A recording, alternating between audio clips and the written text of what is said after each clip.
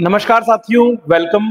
एक बार फिर से स्वागत है आप सभी का आरएस जंक्शन पर। तो जैसा कि आप सभी जानते हैं, आपके एग्जाम की डेट आ चुकी है और इसीलिए जरूरी है कि हम साथ के साथ हमारा जो करंट अफेयर्स है उसको अपडेट करते रहें। विशेष करके जब हम आरएस एग्जाम की बात करते हैं तो करंट अफेयर्स नॉर्मल ना होकर के थोड़े स्पेशलाइज्ड होनी चाहिए, जो आपको प्रीलिम्स और मेंस दोनों ही एग्जाम की तैयारी में मदद कर पाए। तो वही कोशिश मैं करता हूँ। पिछले काफी सालों से मैंने आपको करंट अफेयर्स दिए और अब भी हम उसी परिपाटी को कायम रखे हुए हैं। इस कक्षा की जो पीडीएफ है वो भी आपको मिल जाएगी टेलीग्राम पर। तो हमारा टेलीग्राम चैनल भी आप लिंक से ज्वाइन कर सकते हैं। तो शुरुआत करते हैं डिफेंस सेक्टर के करंट अफेयर्स की। सेक्टर वाइज में बता रहा हूँ और इसमें हम बात करने वाले हैं 1 जुलाई से 31 जुलाई के जो करंट अफेयर्स हैं उनके बारे में। ठीक है, तो चलिए, बाइलिंगुअल रहेगा तो हिंदी और इंग्लिश मीडियम दोनों के स्टूडेंट्स को इसमें बेनिफिट मिलने वाला है। जब हम डिफेंस के करंट अफेयर्स की बात करते हैं तो इसमें ज्यादातर मुद्दे आते हैं हमारे विभिन्न प्रकार के जो एक्सरसाइज होते हैं उन पर हम चर्चा करते हैं। उसके बाद में हम बात करते हैं जो हथियार विभिन्न प्रकार के बनाए जा रहे हैं वो। इसके अलावा हम बात करते हैं और जो इक्विपमेंट्स आर्मी को लेकर के जो भी सरकार करती है उसके लिए उनको हम देखते हैं। नीतिगत जो फैसले होते हैं या अंतर्राष्ट्रीय स्तर पर विभिन्न देशों के बीच में रक्षा क्षेत्र से जुड़े जो समझौते होते हैं वो सारी चीजें इसमें हम सम्मिलित करते हैं। तो पहला जो हमारा प्रश्न है वो जुड़ा हुआ है भारत और अमेरिका के बीच में किए गए एक समझौते के बारे में जो जुलाई माह में हुआ। तो F-21 नामक जो एक प्लेन है, एक एरोप्लेन है, फाइटर प्लेन है, उसके निर्माण की बात की गई है कि अब भारत में ही इन F-21 प्लेन्स का निर्माण होगा। तो लॉकहीड मार्टिन ये कंपनी है रक्षा क्षेत्र की जो इस प्रकार के आयुध उपकरण बनाने का काम करती है और इस लॉकहीड मार्टिन के द्वारा ही जो है भारत में अब जो है F-21 लड़ाकू विमान बनाने की बात कही गई है। इसके अलावा सिकोरस्की नामक एक हेलीकॉप्टर जो नौसेना के काम आएगा वो, और एंटी आर्मर हथियार मतलब जेवलिन नामक एक हथियार जो हमारे टैंक भेदी एक हथियार हम इसको मान सकते हैं जिसको कंधे पर रख करके चलाया जा सकता है, वो यहाँ पर बनाने की बात की है कि भारत में ही अब इनको बनाया जाएगा। F-21 जो प्लेन है इसमें अमेरिका के ही F-16, F-22 और F-35 ये अलग अलग वर्जन्स हैं जो अमेरिका है उसके जो फाइटर प्लेन्स हैं उनके। तो उन सभी के फीचर्स ये F-21 अपने आप में सम्मिलित करेगा और ये 5वीं पीढ़ी का विमान होगा। अभी तक हमारे पास जो विमान है वो 4.5 जनरेशन तक के हैं। जैसे राफेल की हम बात करते हैं तो वो 4.5 जनरेशन तक का है, लेकिन जिस विमान की हम बात कर रहे हैं F-21 का वो 5th जनरेशन का है। तो जनरेशन मतलब जब एडवांस फीचर्स आप सम्मिलित करते जाते हैं तो उसके हिसाब से हम उनको जनरेशंस में बांटते हैं। जैसे कि आप जब आप नेटवर्क की बात करते हैं तो उसमें भी आप 2G, 3G और 4G की जो बात करते हैं वो भी जनरेशन को ही दर्शाता है। तो यहाँ पर भी विमानों की जनरेशन होते हैं। चीन का भी एक विमान है जिसका नाम है J-20, उसको टक्कर देने के लिए हम ये विमान बना रहे हैं। अब आपको यहाँ से प्रश्न कैसे पूछे जा सकते हैं, तो आपको पूछ सकते हैं कि निम्नलिखित में से कौन सा एक जो है 5th जनरेशन का विमान है या नहीं है। जैसा कि इस बार आईएएस के प्रीलिम्स में भी इस तरह का एक क्वेश्चन पूछा गया था। तो ऐसे प्रश्नों के लिए आप तैयार रहें, ये बहुत ज्यादा जरूरी है। चलिए आगे बढ़ते हैं और बात करते हैं हमारे अगले प्रश्न की। अगला प्रश्न जुड़ा हुआ है आपकी एक्सरसाइज से। तो जुलाई के माह में बहुत बड़ी मात्रा में एक्सरसाइज हुए हैं, लगभग 4-5 अलग अलग एक्सरसाइज हुए हैं और इनसे डेफिनेटली एक प्रश्न आपको मिल जाएगा। ओवरऑल 3-4 महीनों में कोई ना कोई एक एक्सरसाइज आपको हमेशा परीक्षा में पूछी जाती है। तो पहला एक्सरसाइज है अभ्यास खान क्वेस्ट। खान क्वेस्ट जो है ये मंगोलिया के उलान बटोर प्रांत के अंतर्गत आयोजित किया गया, शहर में आयोजित किया गया, और ये एक मल्टीनेशनल मतलब बहुराष्ट्रीय सैन्य अभ्यास है। सैन्य अभ्यास 2 तरह के होते हैं, एक होता है बाइलेटरल और एक होता है मल्टीलेटरल। बाइलेटरल मतलब होता है किन्हीं 2 देशों के बीच में होने वाला अभ्यास, उसमें वो 2 ही देश भाग लेंगे। जैसे कि भारत और मंगोलिया के बीच में नोमैडिक एलिफेंट होता है, लेकिन यहाँ पर हम जिसकी बात कर रहे हैं वो खान क्वेस्ट है और वो बहुत सारे देश उसमें मिलकर के एक साथ भाग लेते हैं। ठीक है, हमारी मद्रास रेजिमेंट इसमें गई और 27 जुलाई से 9 अगस्त तक इसका आयोजन किया गया। शुरुआत की बात करें तो ये 2003 में अमेरिका और मंगोलिया के बीच में शुरू हुआ था और 2006 से ही इसको हमने क्या बना दिया है, बहुराष्ट्रीय अभ्यास के रूप में वर्तमान में स्थापित कर दिया है। ठीक है, तो ये हो गया हमारा पहला युद्धाभ्यास जिस पर हमने चर्चा की। इसके बाद बात करते हैं हमारे दूसरे युद्धाभ्यास की, जो इसी दौरान आयोजित हुआ है, और ये क्या है, ring of the Pacific exercise. तो ring of the Pacific exercise आपके जो प्रशांत महासागर है उसमें आयोजित होने वाला नौसैनिक अभ्यास है। तो समुद्री स्तर पर दोस्तों नौसेना का बहुत बड़ा योगदान होता है, और विभिन्न देश आपस में एक दूसरे के साथ मिलकर के और किस तरह से आने वाली समस्याओं से लड़ सकते हैं, उसी चीज को लेकर के ये युद्धाभ्यास होता है।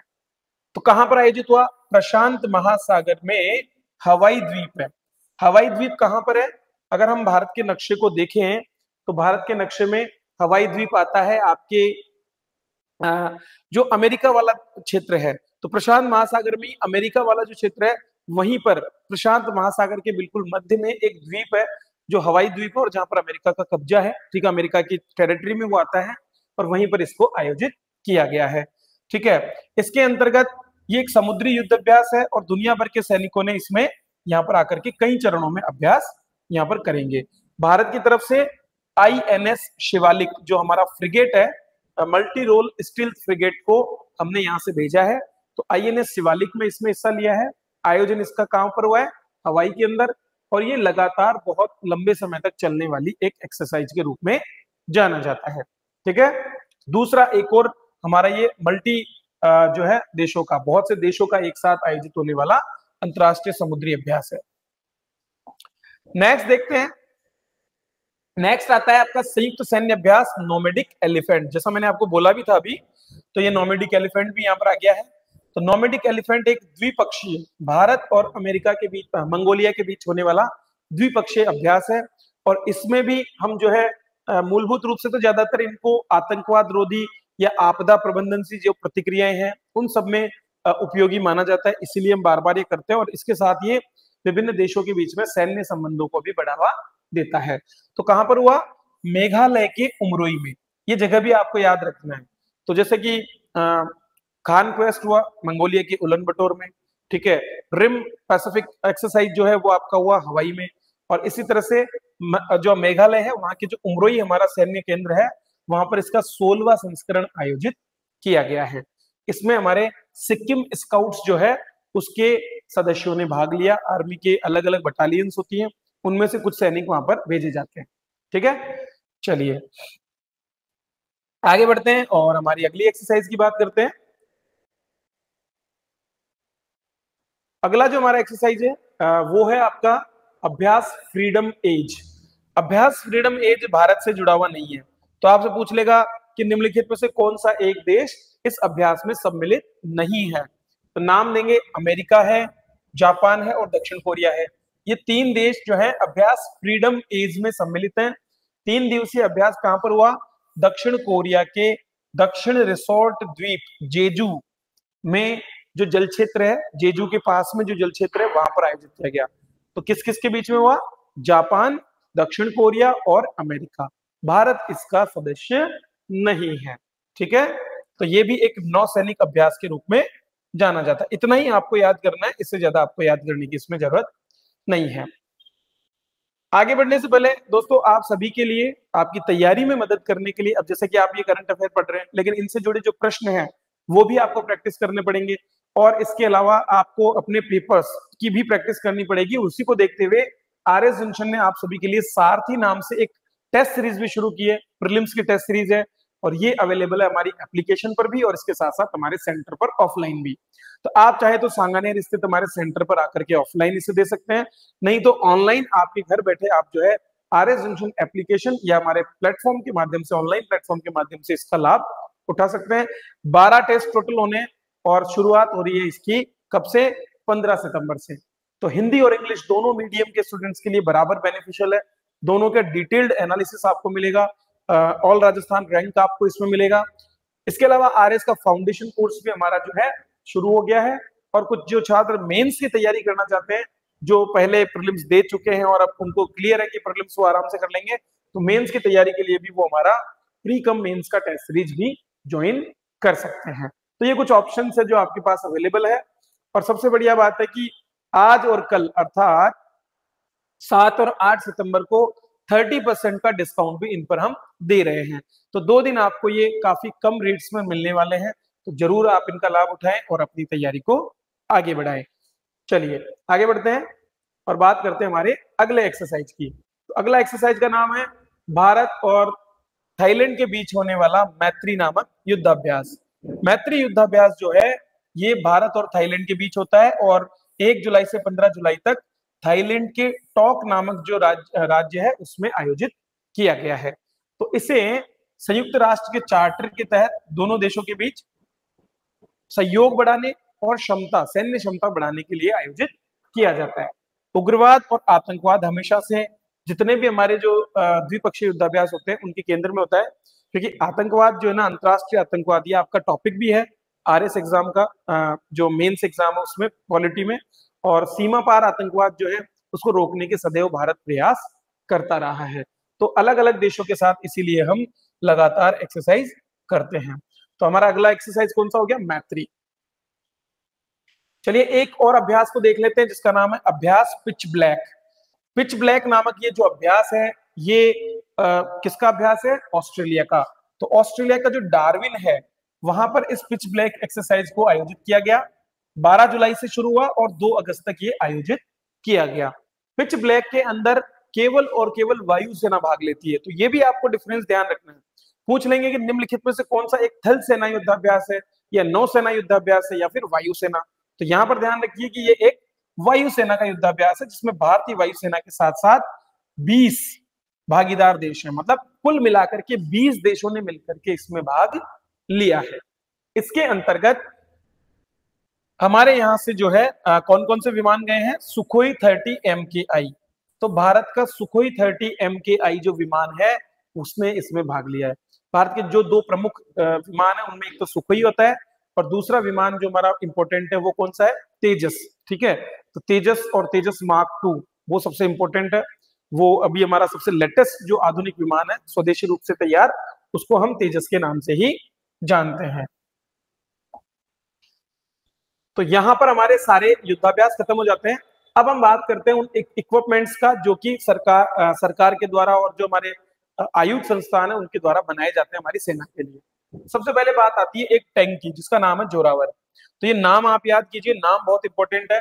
एक पहला स्वदेशी हल्का युद्धक टैंक है जोरावर। तो 2 साल से लगातार हम इस पर काम कर रहे थे और फाइनली हमने इसको तैयार कर लिया है। ठीक है, 2027 तक हम इसको लद्दाख जैसा जो हमारा क्षेत्र है, क्योंकि लद्दाख में सबसे ज्यादा टेंशन हमारी रहती है, जैसे सबसे ज्यादा टेंशन वाला एरिया है चीन की बॉर्डर पर, तो वहां पर आवश्यकता है कि हमारे पास में अत्याधुनिक उपकरण हो जिनसे कि हम वहां पर किसी भी प्रकार का हमला होने पर उसको सामना कर सके और त्वरित जवाब दे सके। तो लद्दाख में इनको जो है ऊंचाई वाले इलाकों में तैनात किया जाएगा।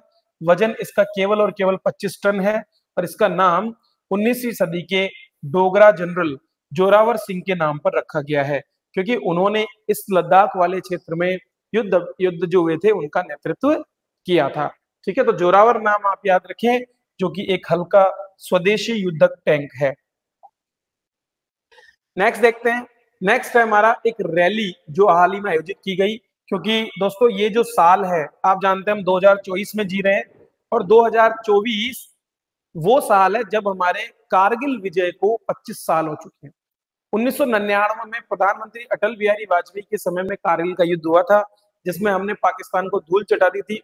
उसी समय जो हमने किया, जो पराक्रम हमारे सैनिकों ने दिखाया, उसकी याद में 25 वर्षों की जो है जुबली यहाँ पर मनाई जा रही है।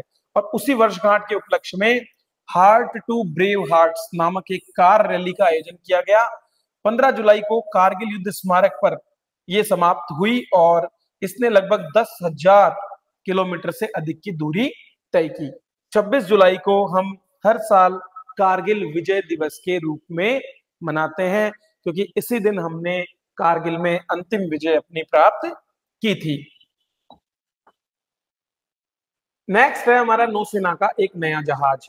तो नौसेना के लिए 2 जहाज बनने जा रहे हैं और उनमें से एक त्रिपुट नामक जहाज को अभी लॉन्च किया गया है। तो गोवा शिपयार्ड लिमिटेड जो है वहां पर इसका निर्माण किया गया है। एक हमारा garden rich ship builders Kolkata में है और दूसरा कहाँ है, गोवा में, गोवा शिपयार्ड लिमिटेड। तो गोवा शिपयार्ड लिमिटेड जो है उसमें दो उन्नत जहाजों में से पहला त्रिपुट जो है वो लॉन्च हो गया है। त्रिपुट का नाम किसके नाम पर रखा गया है, हमारे एक शक्तिशाली तीर है त्रिपुट, उसके नाम पर इसका नाम रखा गया है। इस जहाज का उपयोग होगा जो जहाज है उनके खिलाफ, पनडुब्बियों के खिलाफ और हवाई जहाजों के खिलाफ। तो तीनों तरह के खतरे, चाहे वो पानी के भीतर से हो, चाहे वो पानी की सतह पर हो या पानी के ऊपर हो, तीनों तरह के खतरों को झेलने में सक्षम ये जहाज है और इसका नाम है त्रिपुट। तो त्रिपुट याद रखिए एक तो, और दूसरा याद रखिए किसने बनाया है, बस दो अगर याद रख लोगे काम हो गया, इससे ज्यादा आपको याद करने की जरूरत इसमें नहीं है। नेक्स्ट, आगे बढ़ने से पहले आप सभी के लिए करंट अफेयर्स की हमारी बुक भी अवेलेबल है। तो जनवरी से जून तक का वार्षिकांक अगर आप देखना चाहते हैं और इसके साथ साथ इकोनॉमिक रिव्यू की बुक भी इसमें आपको मिल जाएगी, तो मार्केट में आप अपने नजदीकी प्ले जो भी बुक स्टोर है वहां से इसको प्राप्त कर सकते हैं, हिंदी और इंग्लिश दोनों में। चलिए नेक्स्ट देखते हैं। अब बात करते हैं दोस्तों एक मिसाइल प्रणाली की। तो इसका नाम है चरण 2 बैलिस्टिक मिसाइल रक्षा प्रणाली। इसका परीक्षण हुआ, जैसे अभी आपने देखा होगा, अभी हाल ही में अपने अग्नि 4 का परीक्षण कल हुआ है, ठीक है। तो ये इस तरह की खबरें भी आती है। तो चरण 2 बैलिस्टिक मिसाइल, इस बार आपको पता हो तो मेंस में भी आपके दो मिसाइलों के बारे में पूछा गया, एक तो अस्त्र के बारे में पूछा गया था और एक quick response surface to air missile. तो आप मान के चलो कि ये आपके मेंस की तैयारी भी साथ के साथ हो रही है, ऐसा नहीं है कि मेंस के लिए आपको अलग पढ़ना पड़ेगा। यही करंट अफेयर्स आपके अपडेटेड होकर के आपको रखने पड़ेंगे, ताकि जब मेंस एग्जाम आए तो वहां पर आप डिफेंस सेक्टर के जितने भी करंट अफेयर्स है उनको साथ के साथ कवर कर सके। और वही काम आरएस जंक्शन आपके लिए डिफरेंट अलग अलग टॉपिक्स के रूप में करंट अफेयर लाके कर रहा है। तो हमारा उद्देश्य स्पेसिफिकली एक ही एग्जाम के लिए होता है, आरएस एग्जाम के लिए, उसके अलावा हम किसी और एग्जाम के लिए नहीं देते हैं कंटेंट, क्योंकि मैं मानता हूं कि अगर आपको टारगेट करना है तो किसी एक ही एग्जाम को कीजिए ताकि आप वहां पर एक्सीलेंस धारण कर सके। और ये बात अभ्यर्थियों पर भी लागू होता है कि वो भी इस तरह की सावधानी बरतें और जब तैयारी कर रहे हैं तो किसी एक ही एग्जाम पर फोकस रखें, ताकि उसमें सफलता प्राप्त करने के बाद हम दूसरे एग्जाम की तरफ बढ़े, ठीक है। तो रक्षा अनुसंधान एवं विकास संगठन डीआरडीओ, उसके द्वारा 24 जुलाई को चरण सेकंड बैलिस्टिक मिसाइल रक्षा प्रणाली, समझिए ये रक्षा प्रणाली है। रक्षा प्रणाली का काम क्या होता है, बाहर से आने वाली किसी भी बैलिस्टिक मिसाइल को नष्ट करना। मिसाइलों के कुछ प्रकार होते हैं, ठीक है, जैसे कि हम बढ़ते हैं क्रूज मिसाइल, इसी तरह से एक होती है बैलिस्टिक मिसाइल, ठीक है। तो ये अलग से हमारा टॉपिक आ जाता है डिफेंस में जब हम बात करते हैं। तो ये जो बैलिस्टिक मिसाइल जिसकी हम बात कर रहे हैं, ये एडी एंडो वायुमंडलीय मिसाइल है और स्वदेशी रूप से विकसित की गई है। हम इसको जमीन से चला सकते हैं, ठीक है, 2 चरण की ये होती है, इसीलिए हमने इसका नाम क्या दिया है, चरण 2। तो इसमें 2 चरण होते हैं, ठीक है। पहले चरण में ये जाएगी लॉन्च होने के बाद में, और फिर ऊंचाई में जाकर के, और फिर क्या, जैसे एक बार इसको लॉन्च किया तो ये पहले तो लॉन्च होने के बाद में एक ऊंचाई तक जाएगी निश्चित, और फिर वहां जाने के बाद में ये क्या करेगी, अलग अलग मिसाइलों में बट जाएगी। और इस तरह से मान लीजिए कोई 3 4 5 मिसाइल एक साथ आ रही है, तो उन सबको एक साथ टारगेट करके नष्ट कर देगी। इसीलिए इसमें 2 फेज है। पहली फेज में इसको लॉन्च किया जाएगा नीचे ग्राउंड से, ये अंतरिक्ष में जाएगी और वहां से इसका वारहेड टुकड़ों में बढ़ जाएगा और अलग अलग जो लक्ष्य हैं उनको जाकर के एक साथ नष्ट करने में सक्षम होगा। तो अचानक से अगर हमारे पास कोई ऐसा अचानक से ऐसा हमला होता है जिसमें बहुत सारे हमले एक साथ किए जा रहे हैं या बहुत सारे टारगेट्स एक साथ है, तो वहां पर ये काम करेगा। जैसे मान लीजिए कि आपके 4-5 हेलीकॉप्टर वायुयान जो है एक साथ किसी क्षेत्र में, हवाई क्षेत्र में घुस गए हैं, ठीक है, तो उसको ये यहां पर डील कर सकता है, ठीक है। चलिए आगे बढ़ते हैं। इस परीक्षण ने 5000 किलोमीटर श्रेणी की बैलिस्टिक मिसाइलों से बचाव के लिए राष्ट्र की स्वदेशी क्षमता का प्रदर्शन भी यहां पर कर दिया है। तो मतलब अब 5000 किलोमीटर दूर से भी अगर कोई मिसाइल आए तो उसको हम क्या कर सकते हैं, यहां पर नष्ट करने में सक्षम हो गए हैं, ठीक है। चलिए आगे बढ़ते हैं।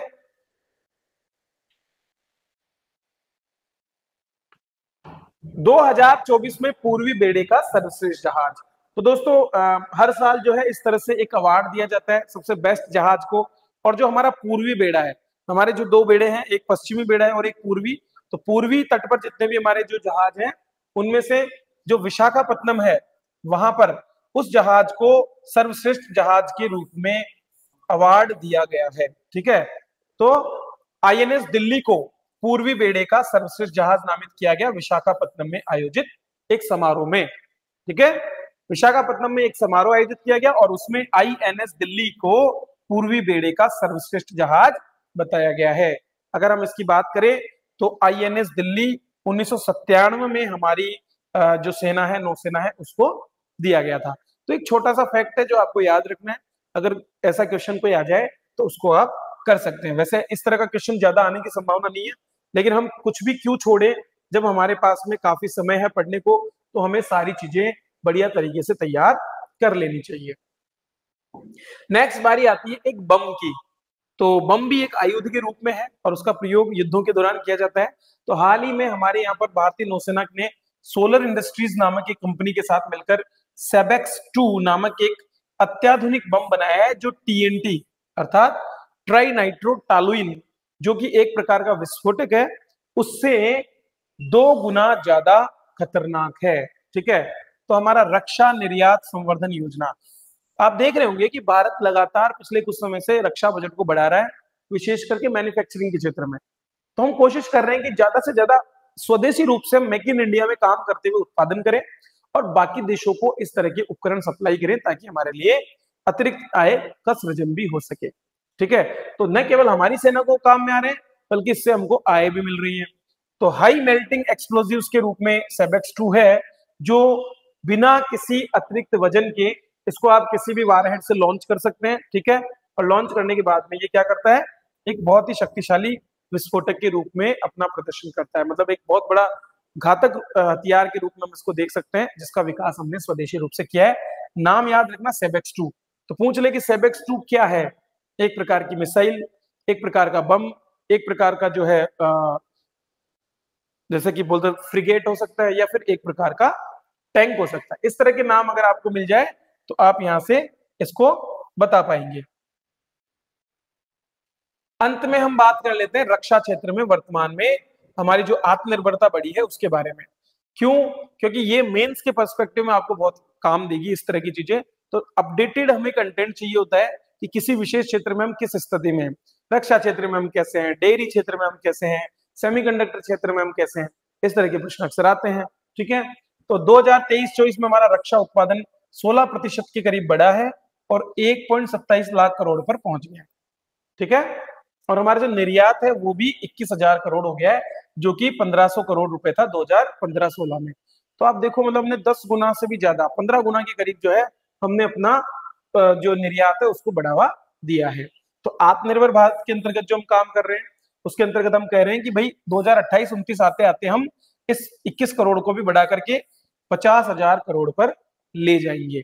और इसके लिए सरकार ने जो प्रयास किए, जिसमें चाहे आपका मेक इन इंडिया को बढ़ावा देना हो, चाहे आपका निजी क्षेत्र को निरंतर प्रोत्साहन देना हो, जैसे कि सरकार क्या बोलती है कि हमारे यहाँ पर न्यूनतम इतना प्रतिशत तो आपको स्वदेशी लगाना ही पड़ेगा किसी भी उपकरण में जो हम हमारी सेना के लिए बना रहे हैं। और जो बजट का बड़ा हिस्सा है उसको हम स्वदेशी खरीद के लिए रख रहे हैं। मतलब आज अगर हम देखें तो 1238 आइटम्स ऐसे हैं जिनको हमको स्वदेशी स्तर पर ही खरीदना है आर्मी के लिए, ये प्रावधान हमने वहां पर किया हुआ है। तो ये हैं दोस्तों जुलाई माह के करंट अफेयर्स, जिनको मैं अगस्त माह का नाम दे रहा हूँ। मतलब 1 जुलाई से 31 जुलाई के जो करंट अफेयर्स है वो यहाँ से आपके कवर हो गए।